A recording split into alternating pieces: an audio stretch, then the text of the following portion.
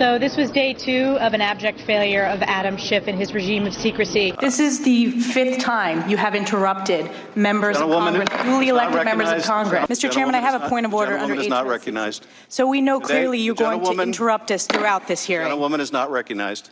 Mr. Chairman, Adam Schiff does not want to have this be a fair process. What is the interruption for this time? It is our time. Ambassador Yovanovitch, I want to thank you for being here today. Suspend. Will the chairman continue to prohibit witnesses from answering Republican questions as you've done in closed hearings and as you did this week when you interrupted our questions? Since the chairman has gavelled out all of my colleagues with their unanimous consent, I am going to read for the record many of the chairman's comments in September of the importance of hearing from the whistleblower. USA Today, September 29th, in the Wall Street Journal, in the New York Post, from Vox, on CNN, on ABC, as well as NBC's Meet the Press, the Washington Post. I can keep going, but again, the chairman refused to allow us to put these into the record with unanimous consent. Mr. Chairman, will you be prohibiting witnesses from answering members' questions as you have in the closed-door deposition? Mr. Chairman, only one member and their staff on this committee has direct knowledge of the identity of the whistleblower. Gentlewoman will suspend. ABC analyst Matthew Dowd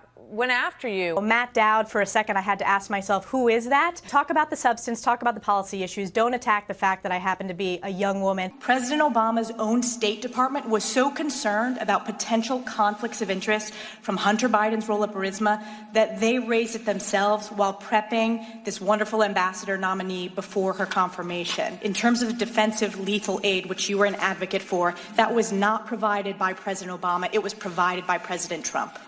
That's correct. I yield back 5 seconds.